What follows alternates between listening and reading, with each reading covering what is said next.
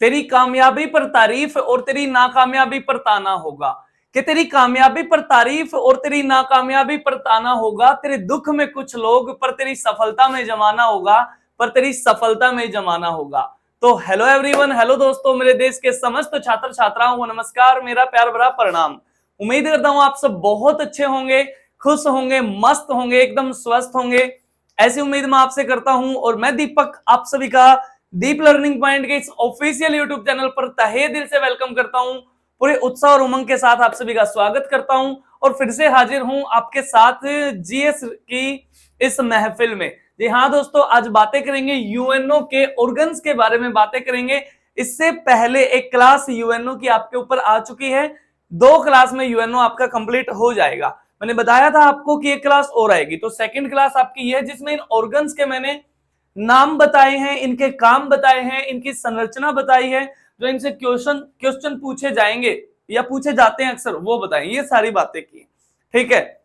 तो चलो आज की क्लास शुरू करते हैं और बताइए मेरे को कैसी क्या चल रही है आपकी पढ़ाई, क्या कुछ चल रहा है आपके जीवन में। इस जीवन में मजे कर रहे हो या नहीं कर रहे हो। ये जीवन भाई साहब मोमबत्ती की तरह है, जल तो रहा है, कम भी होता जा रहा है। समझ में आ रही है बातें। तो उस मोमबत्ती से क्या सीखना है, ऐसा नहीं सिर्फ घटती जा रही है, जल रही है, वो प्रकाशित कर रही है अपने आसपास को, अपनी सराउंडिंग को, बिल्कुल आइसक्रीम की तरह पिघल तो रही है। तो आनंद उठा लो उस पिघलने के साथ साथ। कुछ ऐसी कहानी है, सिगरेट की तरह है जीवन, ठीक है, जलता जा रहा है, घटता जा रहा है। तो इसको बड़े अच्छे ढंग से व्यतीत करो, अच्छे ढंग से जियो, इस तैयारी को एंजॉय कर सकते हो आप, ठीक है। वो आपके ऊपर है, कैसे आप मैनेजमेंट करते हैं अपने समय का, कैसे आप उसका यूटिलाइजेशन करते हैं, दोहन करते हैं अपने समय का। देखो, everyone has 24 hours, but how you use it, it much matters. हर एक के पास 24 घंटे हैं, परंतु आप इन अपने 24 घंटों को कैसे प्रयोग में लाते हैं, कैसे इनका यूज करते हैं, वो बहुत बड़ी बात है। चाहे वो आपकी तैयारी क्यों ना हो, चाहे आपका कोई बिजनेस क्यों ना हो, कोई भी काम क्यों ना हो, घर की मैनेजमेंट क्यों ना हो, उसमें ना आपके इन 24 घंटे का जो शेड्यूल है वो बहुत मैटर करता है। हर एक के पास 24-25 घंटे किसी के पास नहीं है पूरी दुनिया में, ठीक है। क्यों? क्योंकि पढ़ी है आपने, पृथ्वी चक्कर ही 24 घंटे में लगाती है भाई साहब, और सभी पृथ्वी पे रहते हैं, पृथ्वी पे अलग कोई रहता ही नहीं है। बताइए, मैंने आपको बातें मोशन ऑफ अर्थ पढ़ाया है, तो बातें बताई थी ना। तो हर एक के पास यहाँ 24 घंटे हैं, और इस दुनिया में इतना अमीर कोई नहीं है जो इस समय को खींच लाए, कोई नहीं है इतना अमीर, ठीक है। तो इसके साथ जैसे पानी के साथ नाव बहती है, ऐसे हम चल रहे हैं। तो अपना बहुत अच्छा सा किनारा बना लो, एक टारगेट बना लो, उस पर काम करो, ठीक है। चलो आज की क्लास की बातें करते हैं और यूएनओ के ऑर्गन्स के बारे में बातें आज करेंगे, यूएनओ के अंग के बारे में बातें करेंगे, क्या कुछ कहानी है। इससे पहले यूएनओ की एक बेसिक क्लास आई थी जिसमें मैंने आपको बताया था कि यूएनओ क्या है, क्यों बना है, क्या इसके काम है, और क्या कमी रह गई थी हमारे लाड प्यार में कि हमने यूएनओ का गठन करना पड़ा और कब ये बनाया गया। सारी बातें बताई, इसकी पूरी ऐतिहासिक पृष्ठभूमि मैंने आपको बताई यूएनओ की। वो क्लास आप जाके देख सकते हो, इसकी भाषाएं और इसमें किसका कितना डोनेशन है, इसका हेडक्वार्टर और इसके जिसका ये आइडिया था, सारी बातें बताई मैंने आपको। फर्स्ट वर्ल्ड वॉर बताया, सेकंड वर्ल्ड वॉर बताया, वो क्लास जाके आप देख सकते हो। स्टैटिक जीके में मिलेगी यूएनओ की क्लास नंबर 1 और ये है आपकी यूएनओ की क्लास नंबर 2। तो चलिए दोस्तों, इसके बारे में बातें शुरू करते हैं। तो यूएनओ के टोटल ऑर्गन अगर आपसे पूछ ले तो कितने हैं? टोटल 6 ऑर्गन है, जिसमें पहला है UNGA. UNGA United nation general assembly, जिसको हिंदी में बोलते हैं संयुक्त राष्ट्र महासभा। अगला है UNSC, United nation security council.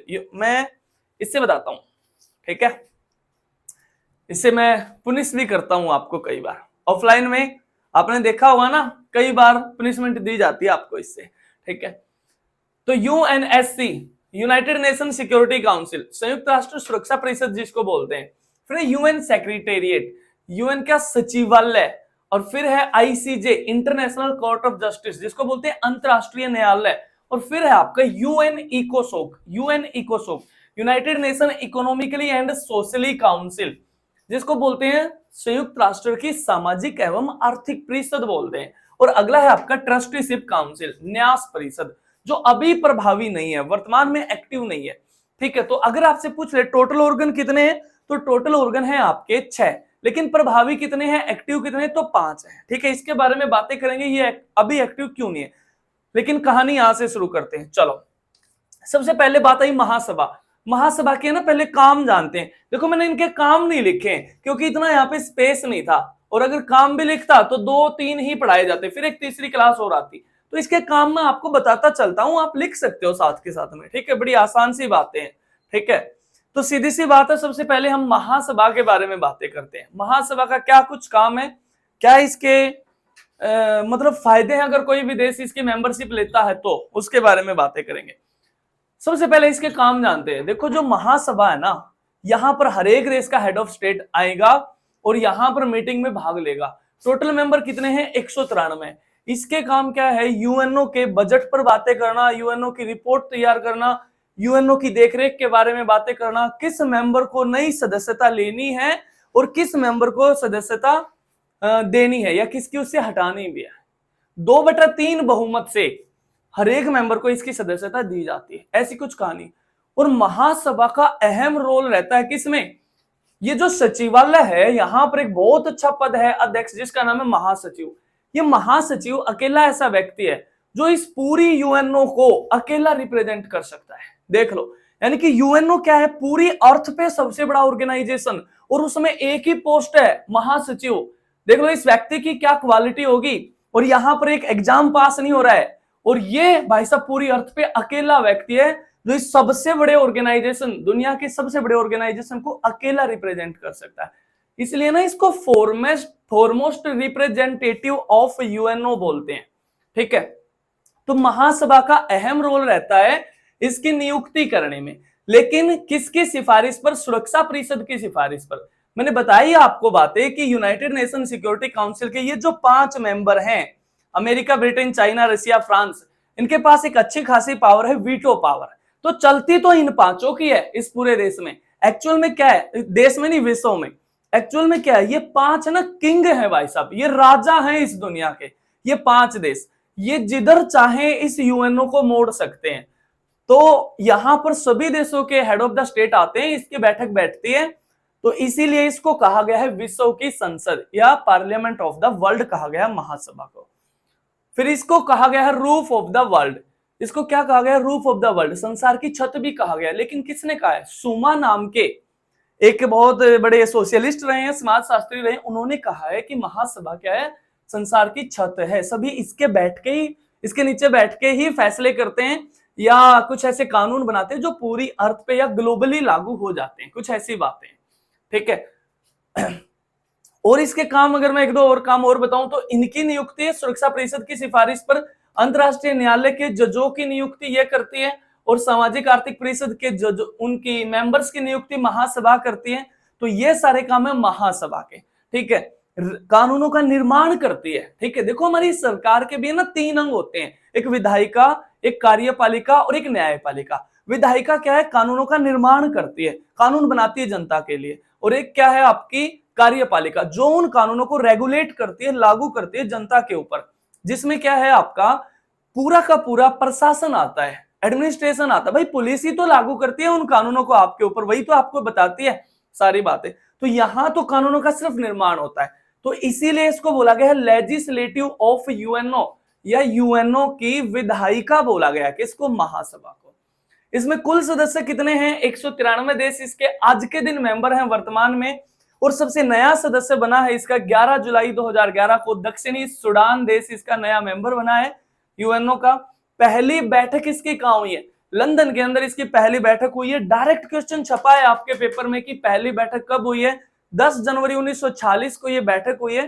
हालांकि इसका मुख्यालय न्यूयॉर्क के अंदर है। कहां का शहर है, न्यूयॉर्क, अमेरिका का शहर है। लेकिन बैठक कहां पे हुई, पहली लंदन के अंदर। इनके ना सभी के मुख्यालय न्यूयॉर्क में है, किसको छोड़कर, सिर्फ अंतरराष्ट्रीय न्यायालय को छोड़कर। इसका मुख्यालय नीदरलैंड के अंदर है। उसके बाद अगला क्वेश्चन है इसमें, इसकी पहली महिला अध्यक्ष, इसकी पहली महिला अध्यक्ष है आपकी विजय लक्ष्मी पंडित, जो नेहरू जी की सिस्टर रही हैं, और ये नेहरू जी की बहन है। 1953 में पहली महिला अध्यक्ष महासभा की बनी गई थी। यानी कि ये देखो भारत के अंदर कितनी कैलिबर है, जो किस पद तक जाकर पहुंची हैं, पहली महिला अध्यक्ष महासभा की, ठीक है, ये बनी। तो ये बातें आप यहां से याद रख सकते हो, ये महासभा के बारे में। अगला है आपका UNSC, United nation security council. United nation की एक ऐसी काउंसिल है जो सिक्योरिटी पे बातें करेगी। और सिक्योरिटी आपको कौन प्रोवाइड करवाता है? भाई सब सिक्योरिटी ना आपको पुलिस प्रोवाइड करवाती है, इसीलिए इसको विश्व का पुलिसमैन कहा गया है। भाई पूरे विश्व में ही तो प्रोवाइड करवाएगी, क्योंकि यूएनओ तो ग्लोबली कार्य करता है, इसलिए इसको पुलिसमैन ऑफ द वर्ल्ड कहा गया है। और यही हमारे ऊपर कानून लागू करते हैं, तो इसीलिए इसको एग्जीक्यूटिव ऑफ यूएनओ कहा गया है, क्योंकि सारा का सारा एडमिनिस्ट्रेशन ही आपके ऊपर कानून लागू करता है। इसको की ऑफ यूएनओ भी कहा गया है, यानी कि इस पूरे यूएनओ की चाबी है ये यूनाइटेड नेशन सिक्योरिटी काउंसिल। ये की ऑफ यूएनओ किसने कहा है? पामर और पार्किंस नाम के दो व्यक्ति हैं, पामर और पार्किंस, उन्होंने कहा है कि ये चाबी है पूरे यूएनओ की। यानी कि अगर आपने वो देखी होगी, एक किताब है उसकी 9वीं क्लास की या पता नहीं 10वीं क्लास की, जिसमें ना 5 दोस्त हैं और वो फुटबॉल खेल रहे हैं, और एक की टी शर्ट पे पीछे अमेरिका लिखा है, एक की पे ब्रिटेन, एक की पे चाइना, एक पे रशिया और एक पे फ्रांस, और वो फुटबॉल खेल रहे हैं और उस फुटबॉल पे यूएनओ लिखा है। यानी कि वो जिधर चाहे उस यूएनओ को ऐसे पैर से घुमा सकते हैं, और ये बात रियलिटी भी है, ये जिधर चाहे उसको मोड़ सकते हैं यूएनओ को। इसमें कितने सदस्य हैं? कुल 15 सदस्य हैं। 5 जो है वो परमानेंट हैं और 10 जो है वो टेम्परेरी हैं। ये टेम्परेरी 2-2 साल के लिए आते हैं, और ये जो 5 हैं ये परमानेंट है। जब से यूएनओ है और जब तक यूएनओ रहेगा तब तक ये नए इसके मेंबर रहेंगे, अनंत काल तक, ये 5। और इनके पास एक अच्छी खासी पावर है जिसका नाम है वीटो पावर। देखो वीटो है ना, क्या होती है वीटो? वीटो हमारे राष्ट्रपति के पास भी होती है, निषेधाधिकार शक्तियां। वीटो किसी भी काम को करवाने की पावर नहीं है, किसी भी काम को रुकवाने की पावर है। यानी कि ये 5 व्यक्ति या ये 5 देश इस पूरे यूएनओ में कोई भी कानून आएगा तो उसको ये रोक सकते हैं, सीधी सी बात है। यानी कि आप देख रहे हो, काम को करवाने से भी ज्यादा इंपॉर्टेंट है काम को रुकवाने की पावर, कुछ ऐसी बात है। इस बात को बहुत अच्छे से आप समझ सकते हो, अपने घर में अपने परिवार से समझ सकते हो। मान लो आपने कहीं किसी टूर पे जाना है और आपको परमिशन लेनी है अपने घर वालों से, तो आपको डर उसका थोड़ी है जो जाने देगा, है ना सर? कुछ ऐसी ही तो बातें हैं। तो डर उसका थोड़ी जो जाने देगा, डर तो उसका ना भाई साहब जो जिसके पास वीटो है, यानी कि जिसके पास निषेधाधिकार शक्तियां, जो आपको रोक सकता है। तो ऐसी पावर है इनके पास, ठीक है। अब भारत, इसमें 2 बातें सुन लो। भारत को वीटो क्यों नहीं मिल रही है? भारत को परमानेंट सीट क्यों नहीं मिल रही है वीटो के अंदर, इसमें यूएनएससी में? ये सारे राज्य हैं, लेकिन सिर्फ ये एक देश खुश नहीं है, चाइना देश खुश नहीं है कि भारत को वीटो मिले, क्योंकि ये बहुत अच्छा दोस्त नहीं है भारत का, बनती नहीं है इसकी भारत के साथ। तो ये नहीं चाहता कि भारत मेरे बगल में आके बैठे, कहां पर? यूएनएससी के अंदर। कुछ ऐसी बातें। हालांकि ये सारे खुश हैं। एक बार ब्रिटेन ने तो बोल भी दिया था कि भारत को ना वीटो मिल जाएगी, लेकिन भारत को हमारी मीटिंग्स में अपना मत देने का अधिकार नहीं है। वीटो तो दे देंगे लेकिन बोलने का अधिकार नहीं, मीटिंग में सिर्फ बैठ सकता है। तो फिर भारत ने कहा कि भाई साहब ये क्या फायदा होया? इस बात का तो सीधा सा मतलब ये है कि किसी की शादी करा दो और उसे दुल्हन ना दो, तो ये क्या फायदा होगा? तो भारत ने कहा कि ऐसी वीटो का करना भी क्या है, कि मुझे वीटो तो दे दी और बोलने का अधिकार नहीं है। ऐसी बातें नहीं है। बाकी रसिया भी राजी है और सारे ही खुश हैं, सिर्फ चाइना हमें वीटो नहीं लेने दे रहा है, ठीक है। और जहां तक आज का सिनेरियो है, मैं आपको बताऊं, ये लेने भी नहीं देंगे भाई साहब, क्योंकि इनकी वैल्यू कम हो जाएगी, ठीक है। क्योंकि हम भी फिर जो भी रेजोल्यूशन आएगा उसको रोक सकते हैं यूएनओ को, ठीक है। अच्छा, इसमें और बातें सुन लो दो। एक है ना G4 एक ग्रुप है 4 देशों का। जी का मतलब है ना ग्रुप होता है। अगर आपका 2 दोस्तों का ग्रुप है तो G2 है, और 3 का ग्रुप है तो G3 है, और 4 का है तो G4 है, और G20 है तो 20 देशों का एक ग्रुप है। G20 की अध्यक्षता भारत ने की थी। तो ये G4 है ना, 4 देशों का संगठन है जिसका नाम है भारत, जर्मनी। आपको दिखाई दे रहा होगा, यहां पे नहीं दे रहा होगा तो सुन लो। Bharat, Germany, Japan, Brazil. Bharat, Germany, Japan, Brazil, 2 बार लिख दिया जर्मनी।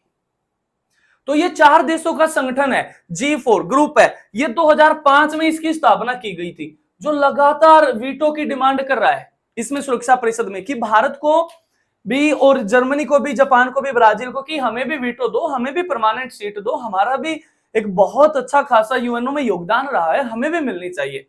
लेकिन इनमें सबसे आगे है अपना प्यारा भारत। अगर वीटो किसी को मिलेगी तो पहले भारत को मिलेगी। लेकिन मैंने बताई ये बातें कि सिनेरियो आज का ऐसा है, ये लेने देंगे नहीं, ठीक है। चलो, तो ये बातें सुरक्षा परिषद की। किसी और वीडियो में ना आपको बहुत अच्छे से बताऊंगा कि भारत को वीटो क्यों नहीं मिल रही है। हालांकि हमारे प्रधानमंत्री साहब बहुत बार बातें भी की है, महासभा में बहुत सारी चर्चा हुई है, आपने देखी भी होंगी कि भारत को वीटो मिल जाएगी, भारत को वीटो मिल जाएगी। उस पर बहुत अच्छे से बताऊंगा, पॉजिटिव पॉइंट बताऊंगा कि भारत को क्यों मिलनी चाहिए, और कुछ एक यूएनओ की तरफ से नेगेटिव है कि वो किस लिए नहीं दे रहे हैं, ठीक है। चलो, अब बातें करते हैं सचिवालय के ऊपर। यूएन सेक्रेटेरिएट, देखो किसी भी देश की, किसी भी राज्य की शासन प्रशासन व्यवस्था कहां से चलाई जाती है? सचिवालय से चलाई जाती है। जैसे ना दिल्ली के अंदर एक मेट्रो पड़ता है, केंद्रीय सचिवालय, सेंट्रल सेक्रेटेरिएट, और वहां पर क्या है, वहां पर ना सुप्रीम पावर बैठी है हमारे देश की, जहां से शासन व्यवस्था चलती है। जैसे वहीं पे हमारा पार्लियामेंट हाउस है, वहीं हमारा प्रेसिडेंट हाउस है, वहीं हमारा पीएम ऑफिस है, वहीं हमारा सुप्रीम कोर्ट है। यानी कि यही तो है highest governing body of India, जहां से पूरे भारत की शासन व्यवस्था चलती है, तीर कमान वहीं से चलती है। तो इस बात का मतलब क्या है, इस पूरे यूएनओ की ये तीर कमान है, सारी शासन व्यवस्था यहां से चलेगी, प्रशासन व्यवस्था, ये केयर टेकर बोल सकते हो आप इसको, यूएनओ की देखरेख का काम इसी का है, बजट यही रिलीज करता है सचिवालय। और मैं आपको बताऊं, दिन प्रतिदिन के जो कार्य हैं, जो डेली के वर्क हैं, जो ऑफिशियल वर्क है, जो पेपर वर्क है, वो सचिवालय में किए जाते हैं। अब पेपर वर्क कैसे हैं? पेपर वर्क ऐसे हैं कि भाई साहब अभी 2 साल पहले ना कोविड आ गया था, एक बहुत भयानक बीमारी जिसने पूरे विश्व की अर्थव्यवस्था को बहुत प्रभावित कर दिया था। आ गया था ना कोरोना, कोविड। तो उस दौरान डब्ल्यूएचओ से रिपोर्ट लेनी है, वर्ल्ड हेल्थ ऑर्गेनाइजेशन से, कि किस देश में क्या आंकड़े हैं, या यूनेस्को से रिपोर्ट लेनी है, या वर्ल्ड ट्रेड ऑर्गेनाइजेशन से रिपोर्ट लेनी है, तो ये सारे काम कहां पे होंगे? सचिवालय के अंदर होंगे। इतनी सी बातें आपको याद रखनी है। इसमें एक बहुत अच्छा पद है, सर्वोच्च पद अध्यक्ष, जो महासचिव कहलाता है। और ये महासचिव अकेला ऐसा व्यक्ति है जो इन 6 के 6 ऑर्गन को अकेला रिप्रेजेंट कर सकता है। फोरमोस्ट रिप्रेजेंटेटिव कहा जाता है ये महासचिव। बात आई इसकी नियुक्ति कौन करता है? करती तो महासभा है, लेकिन इनकी सिफारिश पर। बताइए ना बातें, ये क्या है? की ऑफ यूएनओ चलेगी इनकी, ये राजा है भाई साहब, जिसको ये चाहेंगे महासभा जिसका नाम रिकमेंड करेगी, उसके बाद ये इवेलुएट करेंगे कि हाँ इनको बनाना है या नहीं बनाना है, या कोई दूसरा बनाना है, चलेगी लास्ट में इनकी। यानी कि ये देखो, इन 193 की वैल्यू उतनी नहीं है जितनी इन 5 की है, इनकी रजामंदी जरूरी है। तो ये है एक्चुअल में यूएनओ की पावर, ठीक है। तो कुछ ऐसी कहानी। कार्यकाल इसका 5 वर्ष का होता है, और पहले अध्यक्ष रहे आपके त्रिगवेली, किस देश से थे? नॉर्वे देश से थे। और अगर मैं बातें करूं पहले एशियन कौन रहे हैं, पहले एशियन, एशियन यानी कि गैर यूरोपियन, पहले ना यूरोप से ही बनते थे सारे, यूरोप महाद्वीप से। एशिया से अगर बने हैं पहली बार तो यूथांट बने हैं। यूथांट किस देश के हैं? म्यांमार के हैं, म्यांमार के हैं, ठीक है। और उसके बाद 2 बार इस पद पे रहे हैं भाई साहब। एक बार रहना ही बहुत बड़ी बात है, अध्यक्ष जो महासचिव है पूरे यूएनओ का। और कुछ एक तो ऐसे जो 2 बार भी रहे हैं, काफी अन्नान और बान की मून। और काफी अन्नान तो हमारे लिए बहुत लकी रहे हैं, क्योंकि जब ये अध्यक्ष थे या महासचिव थे, उस दौरान यूएनओ को आपका पीस में नोबेल पुरस्कार भी मिला है 2001 के अंदर। ये बातें आप लिख सकते हो, मैं बहुत सारी बातें ऐसी बोल रहा हूं वर्बली, जो आपके पेपर में आएंगी, छपेंगी ही छपेंगी, सीधी आएंगी, ठीक है। तो ये कौन से देश के थे कोफी अन्नान? ये थे आपके घाना देश के, घाना के थे। और बान की मून दक्षिण कोरिया के थे, ठीक है। कार्यकाल पर मृत्यु किसकी हुई है? डैग हैमर की। डैग हैमर, डैग हैमर किस देश के थे? स्वीडन के थे, स्वीडन के, ठीक है। और स्वीडन के ही थे महान वैज्ञानिक अल्फ्रेड नोबेल, जिसकी याद में दिया जाता है इस दुनिया का सर्वोच्च पुरस्कार, नोबेल पुरस्कार, ठीक है। ये बातें याद रख सकते हो। और वर्तमान में कौन है? वर्तमान में है एंटोनियो गुटेरस। एंटोनियो गुटेरस, अगर तुमसे पूछ ले ये किस नंबर के हैं क्रम में, तो ये 9th नंबर के हैं क्रम में, यानी कि 9वें नंबर के। और दूसरी बार चुने गए हैं ये भी, अब दूसरी बार चुने गए। तो इनका नाम आप यहां भी सजेस्ट कर सकते हो कि 2 बार में अब 3 व्यक्ति हो गए हैं। एंटोनियो गुटेरस कहां के? पुर्तगाल के, ठीक है। मैं पानी पी लेता हूं थोड़ा सा, तब तक आप नोट डाउन कर सकते हो जल्दी, ठीक है।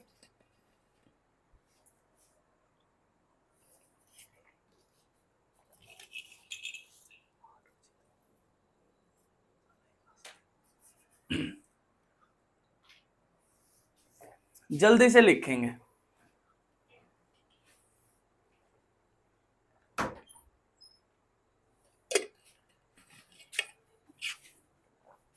चलो अब बातें करते हैं अंतरराष्ट्रीय न्यायालय के बारे में बातें करेंगे, इंटरनेशनल कोर्ट ऑफ जस्टिस के बारे में बातें करेंगे।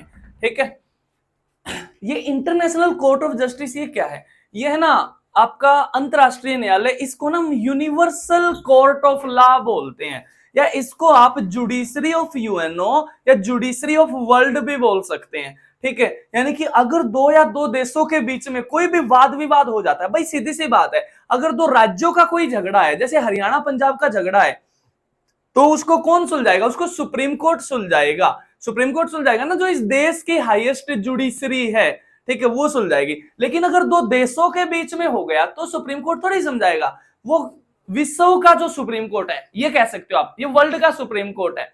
ठीक है, अंतरराष्ट्रीय न्यायालय ये सुलझाएगा। और अकेला ऐसा ऑर्गन है इस यूएनओ का जिसका मुख्यालय दा हेग के अंदर है। और दा हेग कहां का शहर है? नीदरलैंड का शहर है दा हेग, वहां पर इसका मुख्यालय। बाकी इन सभी का मुख्यालय कहां है? बाकी सभी का मुख्यालय ना न्यूयॉर्क के अंदर है, अमेरिका के अंदर। ठीक है, अब इसमें कुल जज कितने हैं? कुल 15 जज हैं इसमें।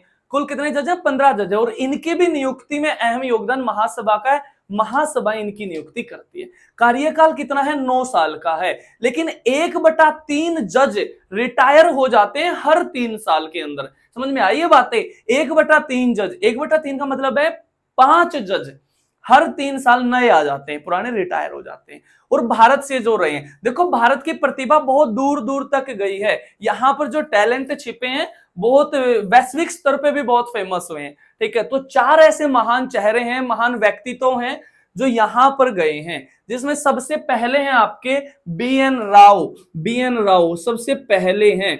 भाई साहब अकेले ऐसे व्यक्ति हैं, बेनेगल नरसिंह राव नाम है इनका।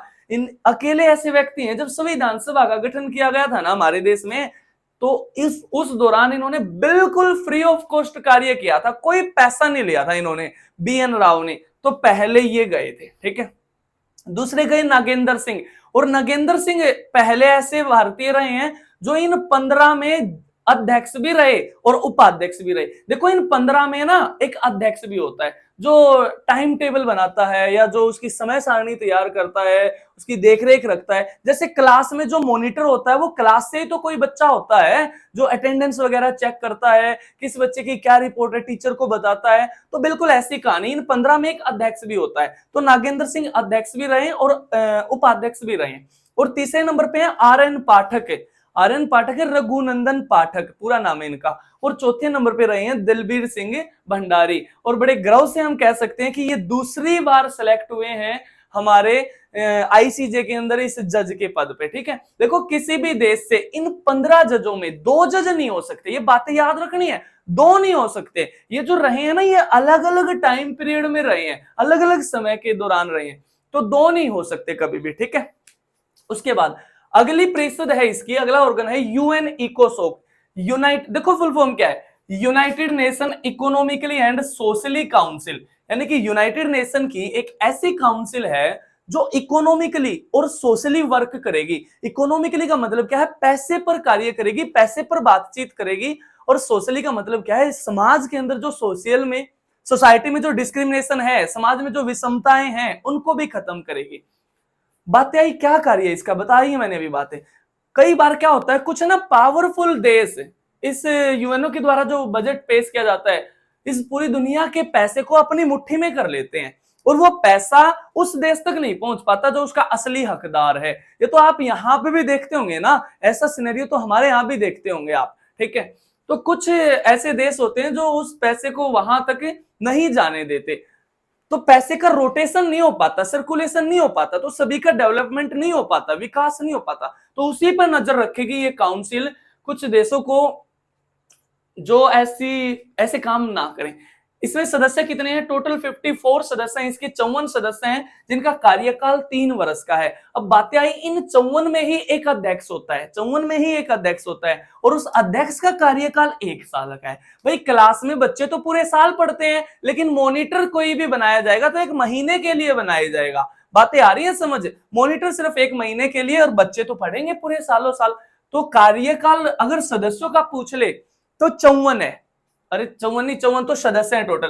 कार्यकाल पूछ रहे तो 3 वर्ष है सदस्यों का और अध्यक्ष का पूछ ले तो 1 वर्ष है। इतनी सी बातें बता दोगे। और प्रत्येक वर्ष 1/3 सीटों पर क्या होते हैं, चुनाव होते हैं, यानी कि 18 सदस्य, 54 का 1/3 निकालोगे तो 18 सदस्य प्रत्येक वर्ष नए आ जाते हैं। ठीक है, चलो अगली जो परिषद है जिसका नाम है ट्रस्टीशिप काउंसिल।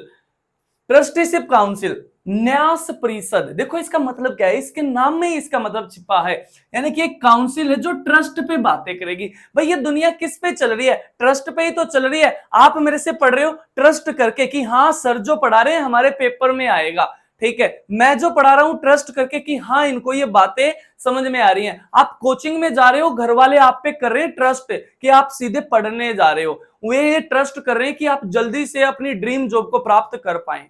तो इस परिषद का भी काम क्या है, ट्रस्ट दिलाएगी। किनको दिलाएगी लेकिन ट्रस्ट? देखो 1945 की बातें बताऊं या उस दौरान की बातें मैं आपको बताऊं तो बहुत सारे देश है ना गुलामी से पीड़ित थे ना। ब्रिटेन का बहुत देशों पर उपनिवेशवाद रहा है, हमारे देश पे भी रहा है। हमारे देश पर तो 200 साल राज किया ना भाई साहब।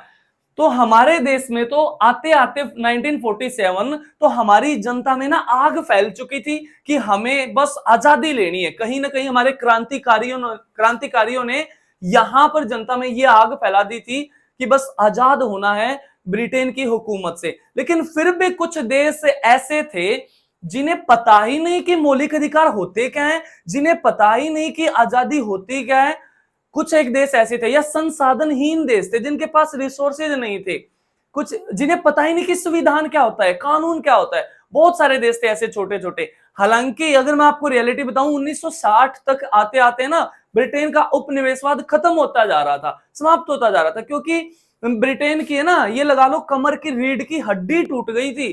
किसमें? सेकंड वर्ल्ड वॉर में। उसकी अर्थव्यवस्था ना बहुत नीचे चली गई, तो उसका जो उपनिवेशवाद है वो कम होता चला गया। भाई कोई व्यक्ति बहुत पावरफुल है और उसके पास बहुत क्राइसिस आ गए, कोई आपदा आ गई, तो वो किसी दूसरे पर अपना हैंडओवर कैसे जमा सकता है? कम हो जाएगा ना धीरे धीरे जब उस पर कोई क्राइसिस आ जाएगी।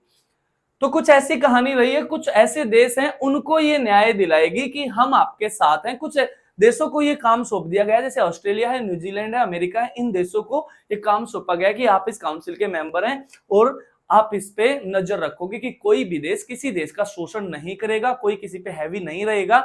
लेकिन ये वर्तमान में प्रभावी नहीं है, अभी कोई कार्य नहीं कर रहा। तो आप मेरे को कमेंट करके बताओ कि वर्तमान में प्रभावी नहीं है तो क्या ये हमारे लिए अच्छी बात है या ये हमारे लिए बुरी बात है?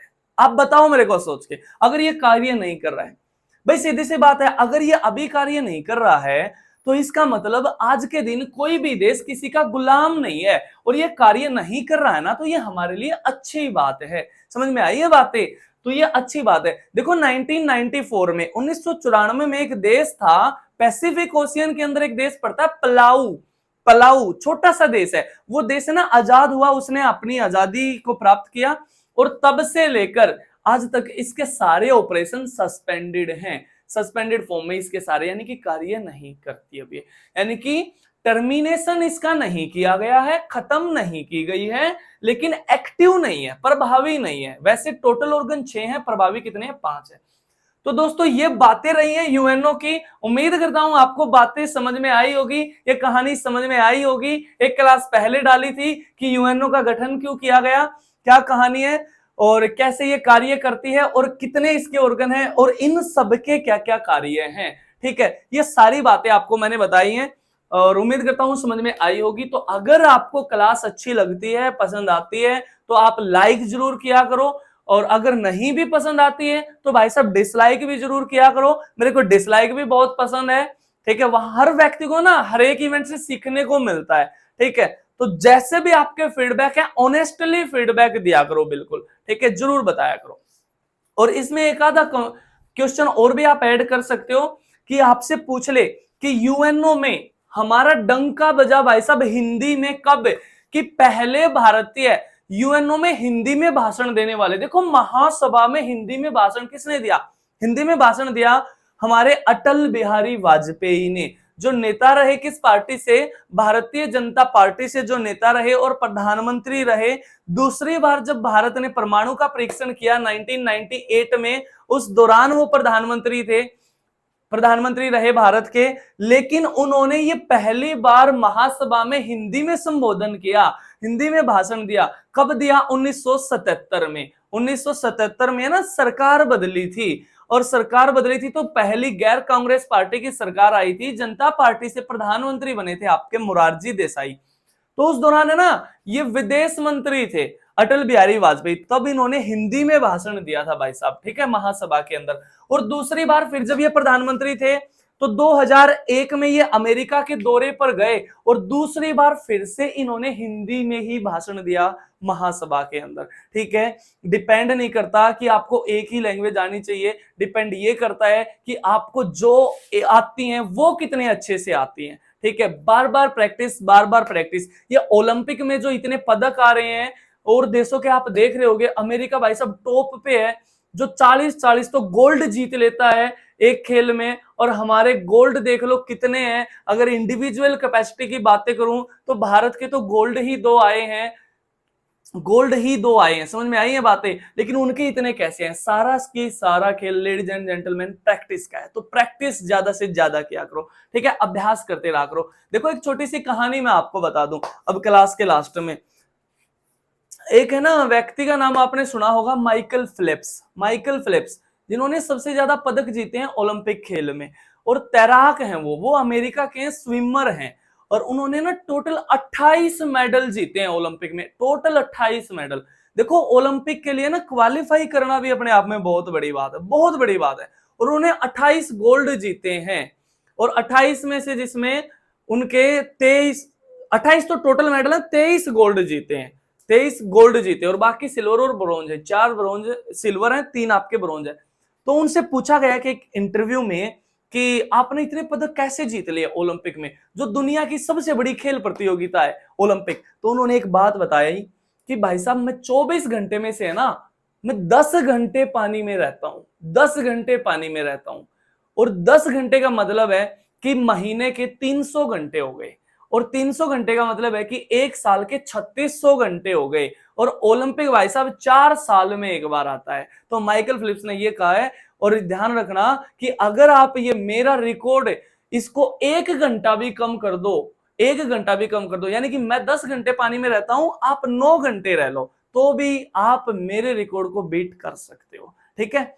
लेकिन उसने ये बात बोली कि ध्यान रखना कि 9-10 घंटे पानी में रोज आना रहोगे ना तो शरीर गलने लग जाता है, हमारी स्किन खराब होने लग जाती है। ऐसी बातें भी उन्होंने बताई है कि बहुत सारी चीजें जो एक साथ लेके चलनी पड़ती हैं, शरीर का भी ध्यान रखना पड़ता है, ठीक है। तो आज की बातें साथियों इतनी ही रखते हैं, और उम्मीद करता हूं आपको बातें समझ में आई होगी। यूएनओ की कहानी बिल्कुल पैरेलल क्लास आपके लिए चल रही है, स्टैटिक जीके की, इंडियन ज्योग्राफी की, और जीएस का फुल रिवीजन बैच चल रहा है आपका, मिसलेनियस प्रैक्टिस हम कर रहे हैं।